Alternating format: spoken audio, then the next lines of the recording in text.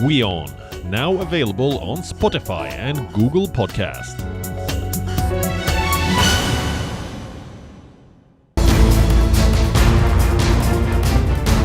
After the collapse of the Kherson Dam and the deluge caused, fighting intensifies between the Ukrainian and the Russian forces.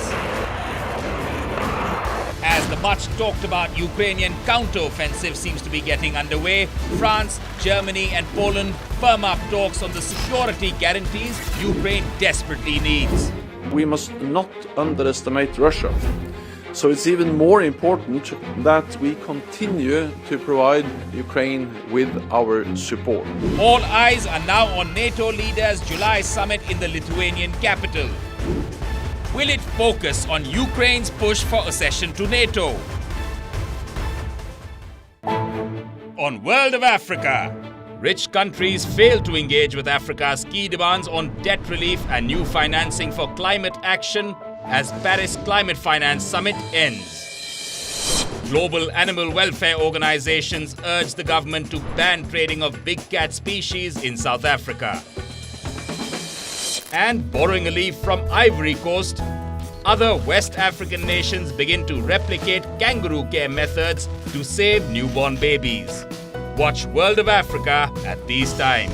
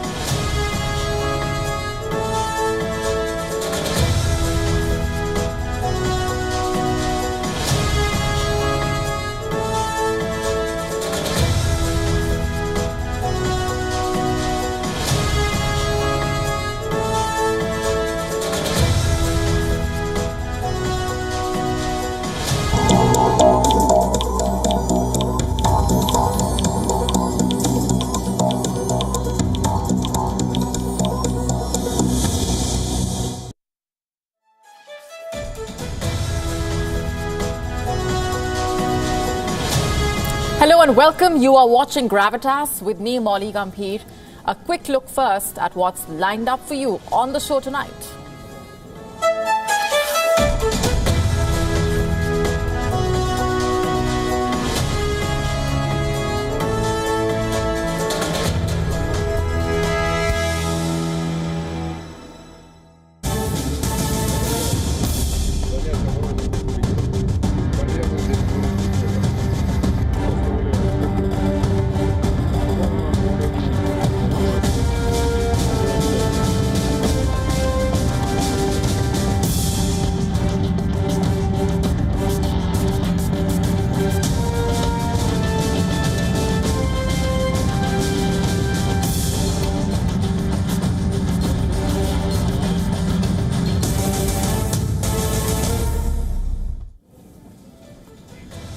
Our cover story tonight is about the Russia-Ukraine war.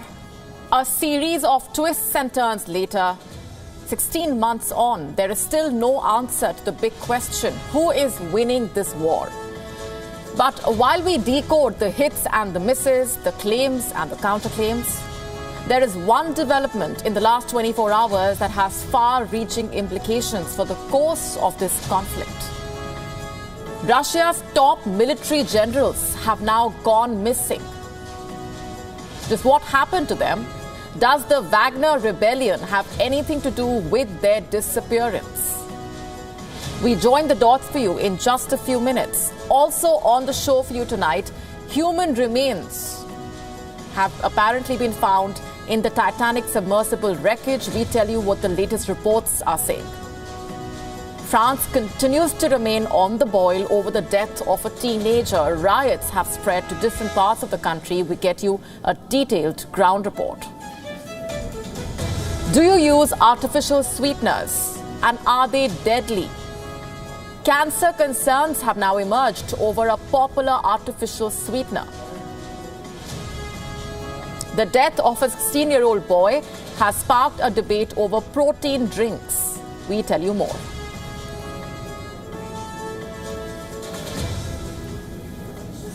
Russia's top generals have gone missing. Armed Forces Chief or Chief General Valery Gerasimov has not been seen in public for almost a week now. He is the commander of Russia's war in Ukraine, also the holder of one of the country's 3 so-called nuclear briefcases. But this man is now missing. Gerasimov, also missing is the former supreme commander of the Russian forces in Ukraine. What's his name? Sergey Surovikin. He was a friend of the Wagner boss, Yevgeny Prigozhin. In fact, they fought together in Syria and more recently in Ukraine.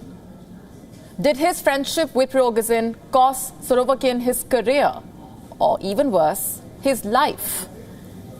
The question now being asked is, did Surovikin have prior information about the Wagner mutiny? When Surovikin became the head of the Russian aerospace forces, Prigozhin celebrated his appointment, calling the general a legendary figure, quote-unquote, who was born to serve his motherland. Now, what are the chances Prigozhin ensured Surovikin was privy to his plans? Surovikin sided with the state, at least in public. When the mutiny started, the Russian general issued a public statement criticizing Prigozhin's actions. Let me just read out what he said. "We fought together with you, took risks, we won together, we are of the same blood, we are warriors. I urge you to stop. The enemy is just waiting for the internal political situation to escalate in our country." The Wagner mutiny did eventually die, but by then a lot of damage was already done. Russia was left with a red face, Putin's leadership was left with a dent. The Western press had a free run of spicy, source-based stories. The New York Times, for example, reported that Surovikin had prior knowledge about the mutiny. The Wall Street Journal, meanwhile, reported that the mutiny's goal might have been to abduct the Russian defense minister, Sergey Shoigu. Also, the head of Russia's armed forces, Valery Gerasimov. Over the weekend, the Wagner chief occupied Rostov-on-Don. His forces then started marching towards Moscow. The Russian President Vladimir Putin cried treason. The Wagner forces then turned back. Treason charges were dropped, and Prigozhin was offered exile in Belarus. And that is where he is believed to have landed 2 days ago. But where exactly is his friend? Surovikin has not been seen in public since Saturday. His whereabouts are unknown. Surovikin has not been in touch with his family either. No one has been able to contact his bodyguards. So the question is the Kremlin punishing the general for his supposed betrayal? Is he being tried for treason? Remember, this is not just any Russian general we are talking about. The Russian press calls Surovikin General Armageddon. He is one of the most capable Russian commanders. The Russian army respects Surovikin for his experience in Chechnya and Syria. The Western military analysts believed Surovikin could potentially go on to become Russia's defense minister in the future. But you see, all of that now seems up in the air. The Moscow Times claiming that Surovikin has been arrested. There is also a rumor that Surovikin is being held in Moscow's notorious prison, which is an age-old symbol of repression. It was built as a military prison in 1881.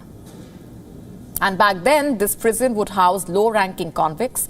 And this changed after the 1917 Bolshevik Revolution, when Lefortovo became a top detention facility for the Soviet secret police under Soviet leader Joseph Stalin. This prison would house, quote-unquote, enemies of the people. Torture chambers were built for them, where Stalin's secret police chief, Lavrentov Beria, would personally conduct interrogations and also oversee executions. Is Surovikin also being subjected to torture? None of this has been confirmed. There is no official word on where exactly Surovikin really is. The Kremlin was asked whether it was aware of the whereabouts of the missing Russian general, and this is what the Kremlin spokesperson Dmitry Peskov had to say. Нет, к сожалению, нет. Это я рекомендую вам обращаться в Министерство обороны. Это прерогатива министерства. Peskov was then asked whether Putin still trusts Surovikin. This was his answer. Здесь, все-таки нужно, понимаете, здесь речь идет, он верховный главнокомандующий, и он работает с министром обороны, с начальником генштаба. Вот. Что касается уже структурных всех... The word is that a massive purge is underway in Moscow. The Kremlin is reportedly trying to weed out the top generals, those who are not loyal to the Kremlin or those who fail to showcase decisiveness in putting down the mutiny. 2 of Russia's top generals remain missing. Surovikin's deputy colonel, General Andrei Yudin, has been dismissed as well. So is this Vladimir Putin trying to ensure that history never repeats itself?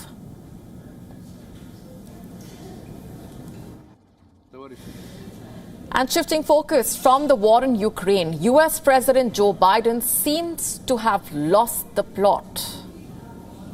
There is another addition now to the list of embarrassing moments that he finds himself tackling. When asked for a comment on the Russia-Ukraine war itself, Joe Biden said that the Russian President Vladimir Putin is losing the war in Iraq. Not Ukraine, but Iraq. Listen to this first. It's hard to tell, but he's clearly losing the war in Iraq. He's losing the war at home. And he has become a bit of a pariah around the world.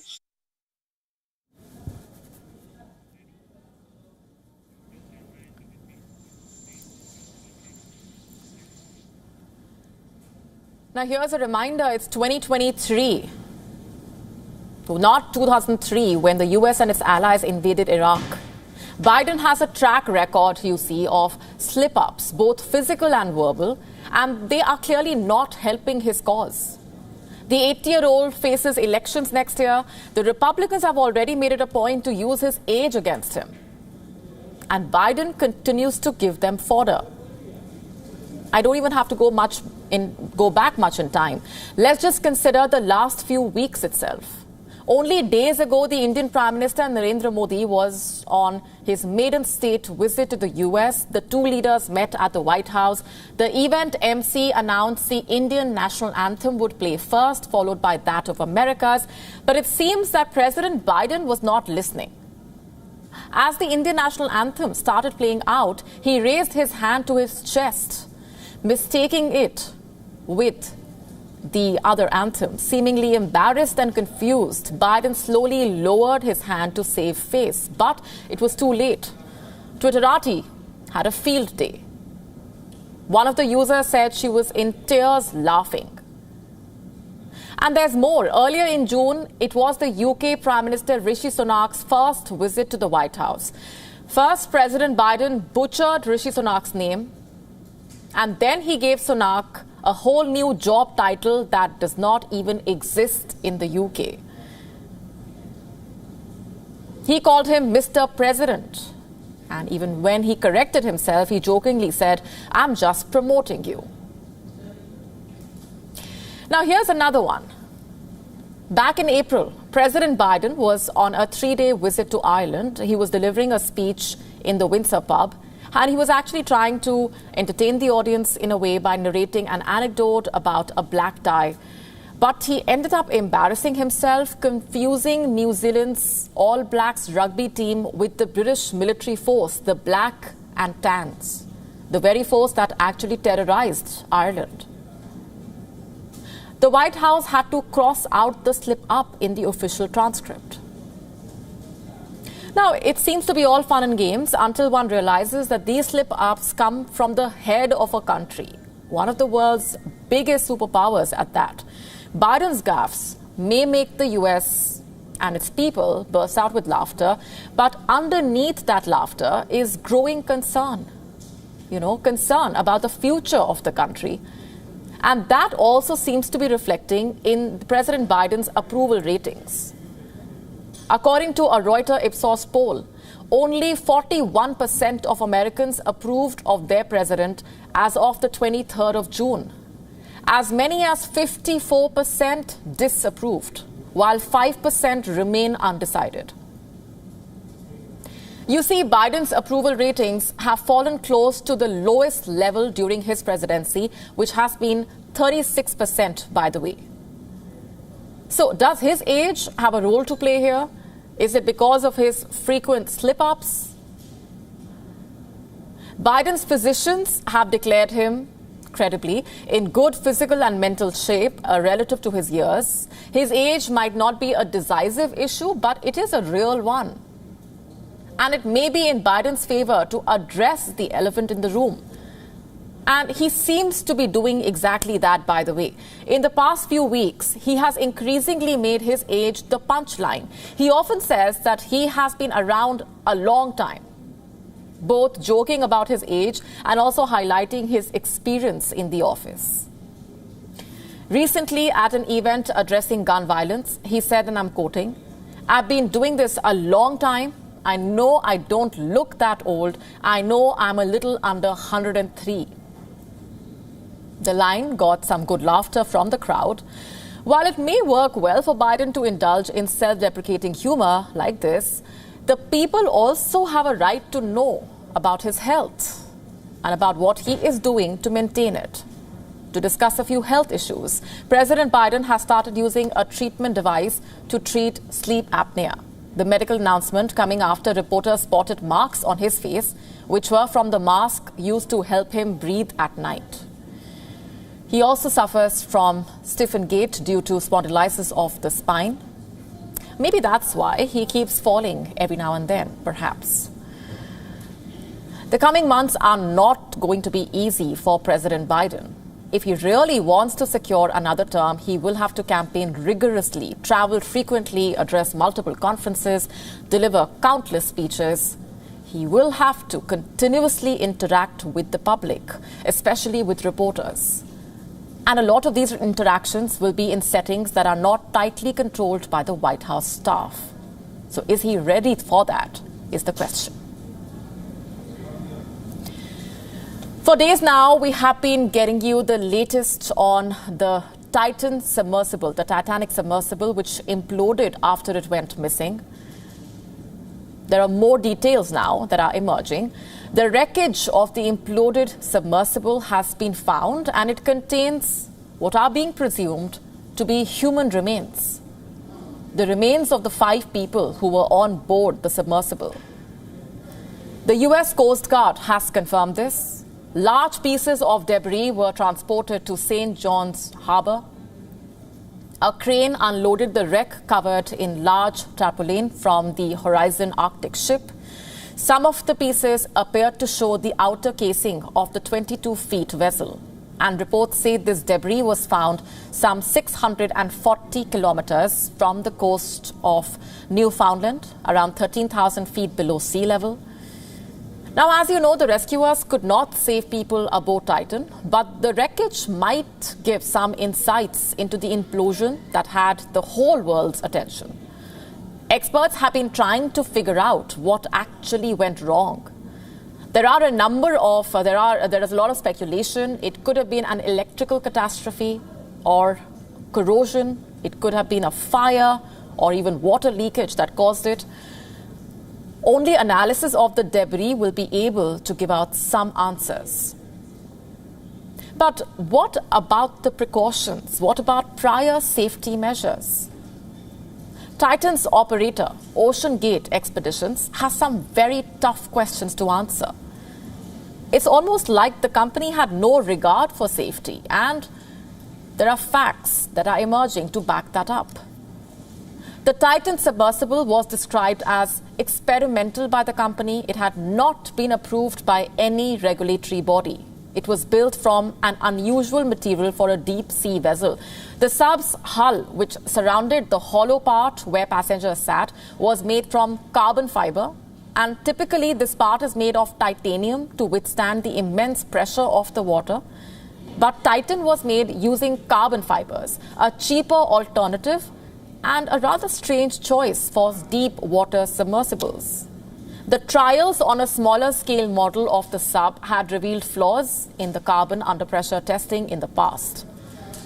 Let's now have a look at Titan's navigational equipment. It had no radar or GPS navigation systems. In fact, it was controlled using a Logitech wireless gamepad. You heard that right. A gaming controller was being used to control a deep water submersible. The vessel also relied on only one button, which functioned like an elevator to plunge over 13,100 feet below the ocean's surface. Can you believe that? This vessel was being used in broad daylight and people were actually willing to board it. It was no secret. Experts had been raising alarm for a few years now. In fact, back in 2018, expedition leader and consultant Rob McCallum had warned OceanGate CEO Stockton Rush. He wrote, and I'm quoting, "I think you are potentially placing yourself and your clients in a dangerous dynamic. In your race to Titanic, you are mirroring that famous catch cry, 'She is unsinkable.'" McCallum repeatedly urged OceanGate to seek certification for the Titan before using it for commercial tours. But did Rush pay any heed? Absolutely not. In fact, he dismissed McCallum's concerns. He wrote back, and I'm quoting now, "We have heard the baseless cries of 'you are going to kill someone' way too often. I take this as a serious personal insult." And again in 2019, submersible expert Carl Stanley took a trip on the Titan. He immediately knew something was off as he heard a cracking noise. The noise only got louder over the 2 hours the submersible took to plunge over 12,000 feet. And the next day, Stanley wrote an email in which he detailed his concerns to Stockton Rush, but Rush never directly replied to him. And what happened eventually? Stockton Rush died aboard the very same sub McCallum and Stanley warned him about. And with him, he took the lives of 4 others. France has been rocked by days of unrest after a police officer fatally shot a 17-year-old teenager. Protesters are torching vehicles. Town halls across the country are witnessing tensions. And the French President Emmanuel Macron, meanwhile, has urged the French citizens to remain calm. Our next report getting you the complete story. France is on the edge. Vehicles, trams and bikes have been put on fire across the country. Protesters have clashed with police in several French cities. The police was seen using tear gas to disperse the crowd. French President Emmanuel Macron is calling for citizens to remain calm. This chaos is not because of France's pension reforms. It's because of the deadly police shooting of Nahel M., a teenager of North African descent who was shot at during a traffic stop. What followed were overnight riots across France. In the working-class Paris suburb of Nanterre, protesters threw fireworks at the police and set cars on fire.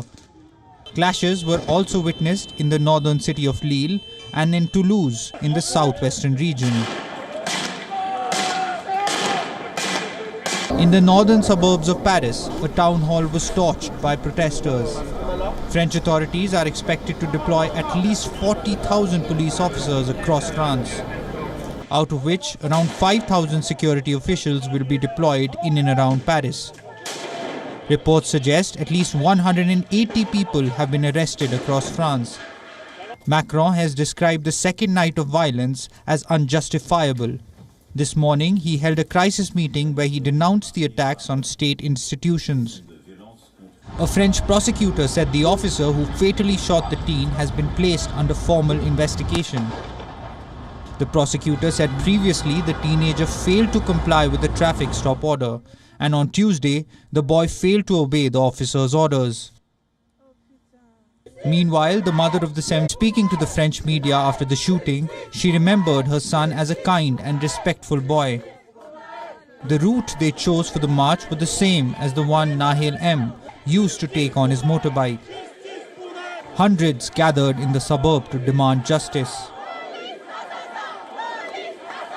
Young Nahil, his honor was saved thanks to cameras. If the cameras weren't there, one could have played with his profile. Oh, he's already had trouble with police before. Oh, his past is a bit sketchy. No, this is a 17-year-old young man who was killed by police. That should be recognized. We have to put in place several actions within the police and within the population. On the site where the teen was killed, several paid floral tributes. On the other hand, ministers are stressing on civil order. It goes without saying that those who set fire to schools and town halls will be found, arrested and brought to justice. Meanwhile, the shooting has reignited the debate around police tactics in France. Rights groups have questioned the treatment of people by police in low-income suburbs, and particularly against ethnic minorities. Bureau Report, WION World is One. Let's now shift our focus to what's happening beyond planet Earth. Scientists have recently recorded gravitational waves. Coming from where? From the orbit of supermassive black holes in distant galaxies. You heard that right. The black holes, which are light years away from us, are beginning to merge. In fact, scientists have also managed to record the sound of these merging black holes. But what exactly do merging supermassive black holes sound like? Why is this significant? And what are gravitational waves? Listen to this before I tell you more.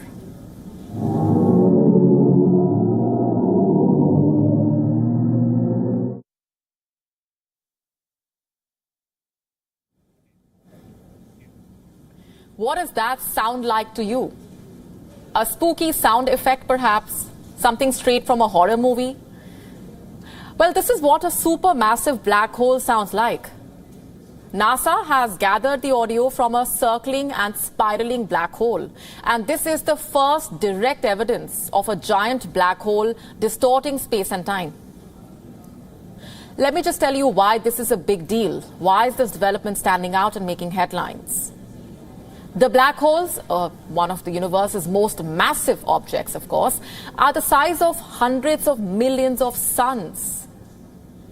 You must think an object of such massive scale must be easy to spot, but it takes an observatory on a cosmic scale just to get a peek of a black hole.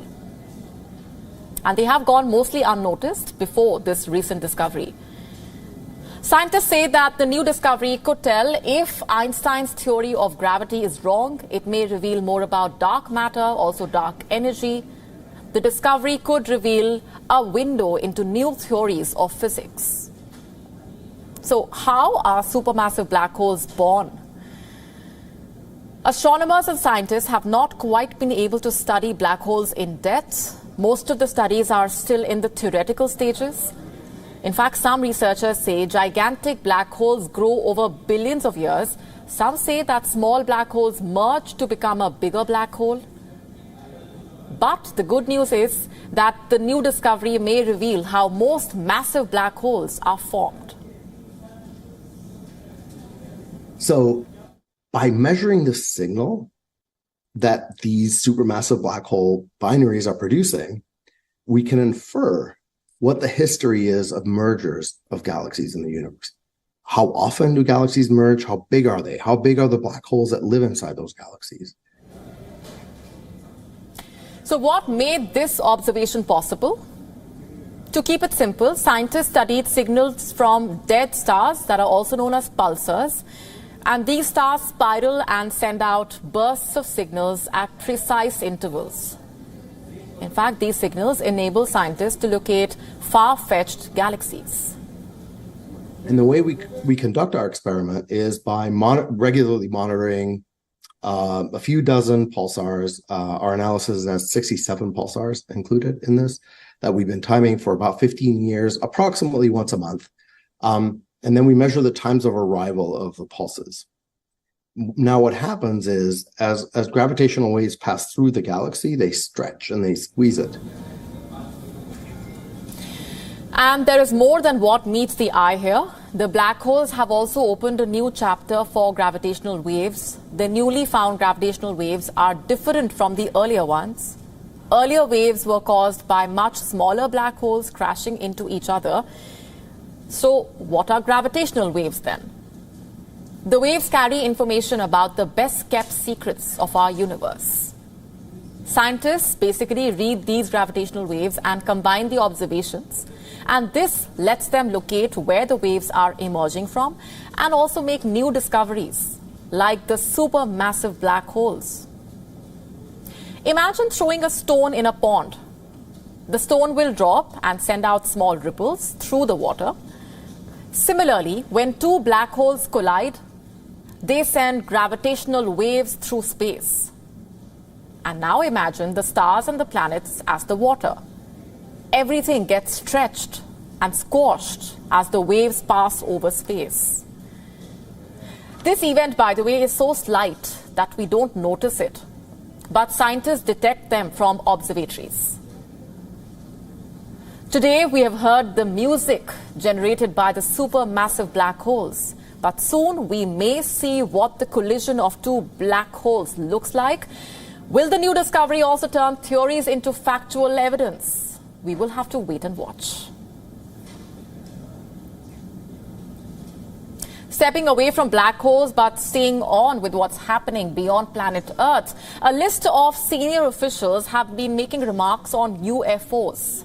Some have flat out denied the idea of UFOs even existing, while some stay curious about the existence of extraterrestrial life. Here's what Republican U.S. Senator for Florida, Marco Rubio, recently said, and I'm quoting, "There is stuff flying in our airspace and we don't know who it is and it's not ours. So we should know who it is, especially if it's an adversary that's made a technological leap." Now, it seems like the U.S. Senator believes that there are alien UFOs flying in the skies. But does Rubio mean to say that the government is spotting UFOs more often than usual?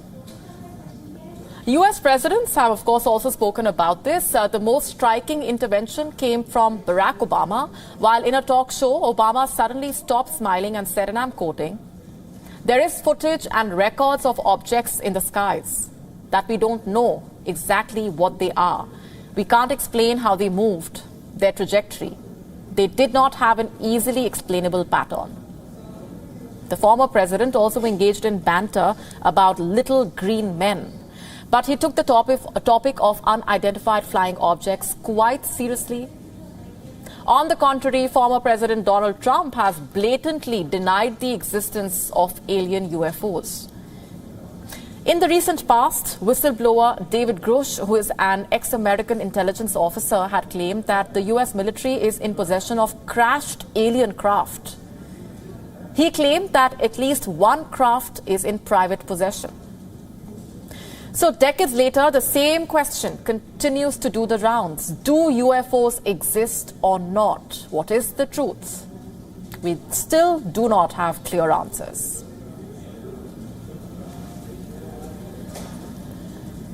A toxic trend is spreading on mainstream social media platforms. People are buying gun modifiers through social media platforms. Some users are openly advertising the modifiers for sale. Although these devices are illegal for a civilian to possess, they are just a click away on the internet. First, what are gun modifiers, and also how are the social media platforms allowing the sale of such equipment? While many accounts have now been deactivated, we found some accounts which were still claiming to sell gun modifiers. Although most of them don't openly advertise their business, some accounts tell you to click on a link, and when you click on the anonymous link, it takes you to Telegram, where a deal can be made and also a gun modifier can be bought. It comes as a surprise that it was so easy to contact a dealer on social media. Let's just tell you first also what is a gun modifier. A modifier is a switch which transforms a handgun into an even deadlier weapon. Let's take a Glock switch as an example here. It makes an ordinary gun into a fully automatic weapon, which means that the gun will be able to spray dozens of bullets in seconds. Is a Glock switch legal? It's not. The US Bureau of Alcohol, Tobacco and Firearms says that the Glock switch is classified as a machine gun under federal law. And it is illegal, by the way, for a civilian to possess a machine gun. Which social media platforms are allowing the sale of Glock switches? Reports say platforms like Instagram, Facebook, Telegram, Twitter have accounts advertising gun modifiers. On the contrary, the platforms claim that they forbid weapons transactions and any other criminal behavior. Facebook recently, remember, took down some accounts selling gun modifiers. It said that the accounts were violating its community standards. And after this incident, multiple other accounts opened up and remain active. When journalists tried to contact Twitter regarding the situation, Twitter's email account responded with an emoji. Is this what the rising gun crisis means to social media platforms, just using a trivial emoji? How are security officials reacting to this? A police chief in Dallas, Eddie Garcia, says, and I'm quoting, "This is just another thing that my men and women have to face. The fact is, we are outgunned. Dealing with the criminal element, we are outgunned. My officers don't have Glock switches." Reports say the US police seized nearly 800 Glock switches last year.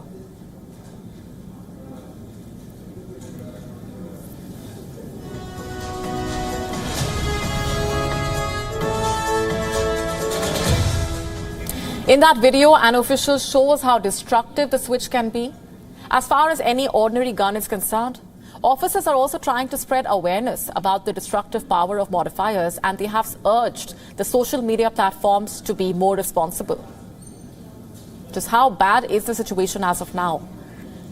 Earlier this month in Illinois, a man was indicted for importing 10 Glock switches from China. In North Carolina, a man was jailed for possessing nearly 100 switches. The bad news is the situation is not getting any better. Social media sites are still struggling to deal with firearm advertisements. In the year 2016, Facebook banned gun and ammunition transactions, but users quickly figured out how to circumvent the ban. Earlier, Twitter also banned the promotion of weapons and weapon accessories, but accounts figured out how to get in touch with the buyers. The sad truth is that sellers are now manufacturing Glock switches through 3D printing, which means that a simple 3D printer can make you an arms seller. Will social media platforms try harder to stop this from happening? Is the real question.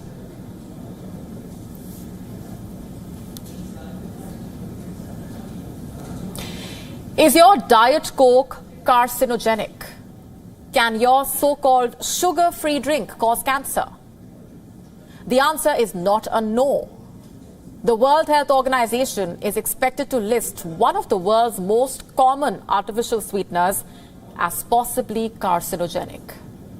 Here's a detailed report.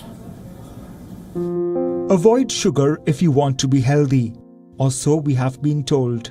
Sugar has been linked to a host of health problems, from weight gain and heart disease, to increase in the risk of type 2 diabetes and an increase in the risk of cancer. So over the years, people around the world have stopped or reduced their consumption of sugar.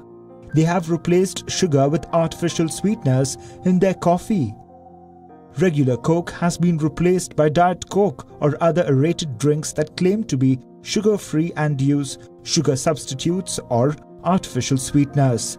Not only do artificial sweeteners contain low calories compared to sugar, they are also sweeter than sugar, which means you don't need to use much.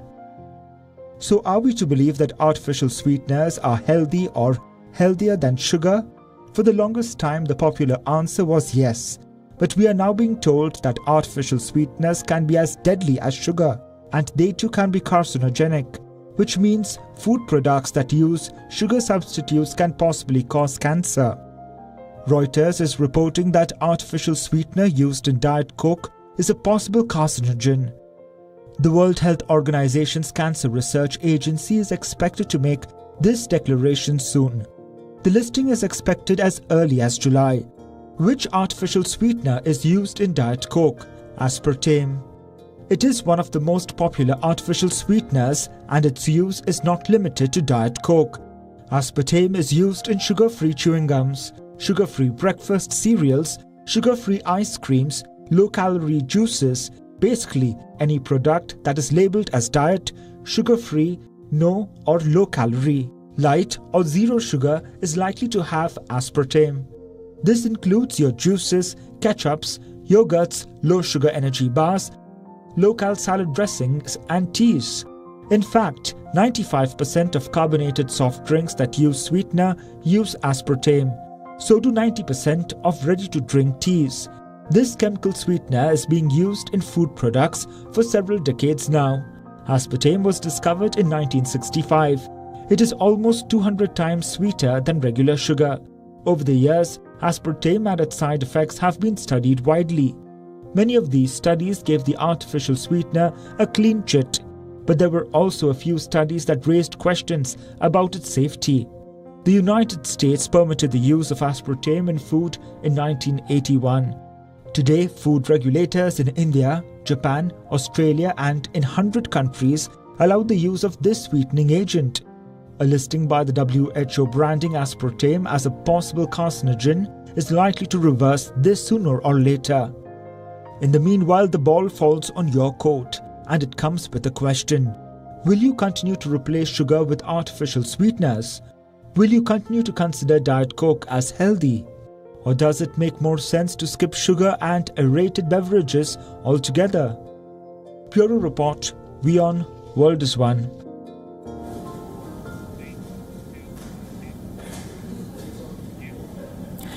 Our next story is about a product that has increasingly become a part of people's daily lives. I am talking about protein supplements. You must have heard of protein drinks or shakes, or you must be consuming them on a regular basis. And why are they in the news today? Because of this headline. The report talks about how a 16-year-old boy from London, Rohan Godania, allegedly fell ill after drinking a protein shake. He passed away 3 days later after suffering irreversible brain damage. According to the report, the teen's father had bought the drink for his son to help him build muscle as he was quote-unquote quite skinny. And after he consumed the drink, he suffered from a rare genetic condition called OTC deficiency. A post-mortem examination could not identify OTC as the cause of death because Rohan's organs were donated for transplant before the boy's sudden illness was solved. And here's what's happened now. A senior British official is calling for protein drinks sold in the markets to have health warnings, life-saving health warnings added to the label. Coroner Tom Osborne has said that his preliminary view about these protein drinks is that he should write to one of the regulatory authorities that some sort of warning should be put on the packaging of these drinks because although OTC is a rare condition, it can have harmful effects if someone drinks it and it causes a protein spike. And with that, this case has brought back into focus protein drinks and the debate around them. First, what are protein drinks? Basically, they are nutritional supplements. But like any other substance, they have to be consumed carefully. At the same time, everyone has unique dietary needs, also different tolerance levels. So you should always check with your trainer, an expert, or your doctor about what the right amount to be consumed for you really is. After all, high doses can also impact bodily functions like bowel movement. They can also lead to reduced appetite, extreme fatigue, nausea, bloating. According to experts, the daily protein requirement for a man is 56 grams per day, and for a woman, it's 46 grams per day. Protein drinks can also cause allergic reactions. So if you are lactose intolerant, for example, you have to be particularly careful. If not taken correctly, they can add to the weight and have a reverse effect. They can also increase the calcium content in the urine, which could also cause kidney stones. So if you are considering resorting to protein drinks or such supplements, here's a reminder to check with your trainer or your doctor about the right amount to be consumed and stick to that. Let's now tell you what else made news around the world. Time for Gravitas Global Headlines. The Rwandan government says it remains committed to a British plan to send asylum seekers to the African country, despite a ruling by the UK's Court of Appeal that the scheme was unlawful. Russia claims its forces had killed 2 Ukrainian generals and up to 50 officers in a strike on the eastern Ukrainian city of Kramatorsk. Kyiv says the time had come for NATO to clarify its stance on war-torn Ukraine's membership ahead of a key alliance summit next month. Mexico is currently in the grip of a deadly heat wave that has claimed at least 112 lives as temperatures soar above 45 degrees Celsius. A major fire was reported at a chemical plant in Russian city of Nizhny Novgorod. The cause of the fire is yet to be ascertained. Russia's emergency ministry said the fire had been contained to an area of 800 square meters and there was no threat to residential areas. People in South Korea are stocking up sea salt as Japan is set to dump more than 1 million metric tons of treated radioactive water into the Pacific Ocean. The water was mainly used to cool damaged reactors at the Fukushima power plant in Tokyo after it was hit by an earthquake and tsunami in 2011. Sri Lankan Central Bank has unveiled its debt restructuring plan, offering 30% reduction on dollar-dominated bonds, which make up more than a quarter of the country's total foreign debt. Chile declared farm emergency after heavy rains drowned the central southern countryside on Wednesday. The heavy rainfall has hammered Chile for several days and has taken a toll on the farming regions, houses and farm yards. According to official reports, tens of thousands are left with damaged property. Former world number 1 Caroline Wozniacki is returning to tennis 3 years after retiring. The 32-year-old Dane says she wants to play at the Canadian Open in Montreal in August. Australia vice-captain Stephen Smith equals Steve Waug's test century tally with his 32nd ton. He also becomes the first man after Sir Donald Bradman to hit 12 Ashes centuries. With that, it's a wrap on this edition of Gravitas Tonight. We are leaving you with Gravitas images. Thanks very much for watching.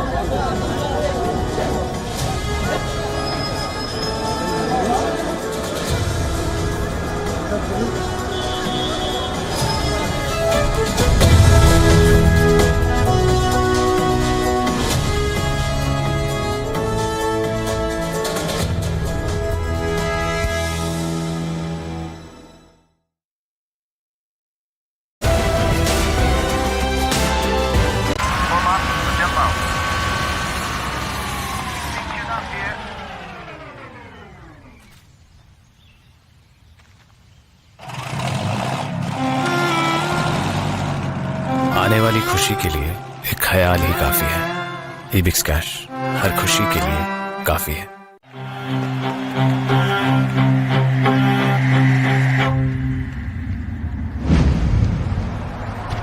कभी कभी खुशी के लिए एक उदाहरण ही काफी है। ईबिक्स cash हर खुशी के लिए काफी है। WION Health Resort is unique, the only one of its kind. Experience the 4 paths of natural wellness: yoga, Ayurveda, acupuncture, and naturopathy. Each uniquely customized program improves the whole person to make every person whole. Come to WION Health Resort. Make your reservation at yowon.com. After the collapse of the Kherson Dam and the deluge caused, fighting intensifies between the Ukrainian and the Russian forces. As the much talked about Ukrainian counter-offensive seems to be getting underway, France, Germany and Poland firm up talks on the security guarantees Ukraine desperately needs. All eyes are now on NATO leaders' July summit in the Lithuanian capital. Will it focus on Ukraine's push for accession to NATO? Who will be the next US president? As Trump gears up to take on Biden, his deputy Pence calls him unfit. But it's DeSantis who is drumming up support. A dozen Republicans in the fray and counting. Will a crowded contest benefit Trump? Race for the White House on WION. World is One. Gravitas tells you stories which others won't. And tonight we will tell you about this new strategic map that is being drawn. They say your enemy's enemy is your friend. Is that the foundation of the new defense bridge between India and America? This is what separates us from others who claim to be telling you global stories that matter. In the last 3 days, WION has been traveling across Syria. You are in Latakia city right now. Tell us, what is the situation on ground at Gravitas? We don't just tell you stories from selected countries from around the world. 2 years since the Myanmar military coup, the people of Myanmar continue to live in a nightmare. Because it does not suit their propaganda, or because they are too scared to speak truth to power.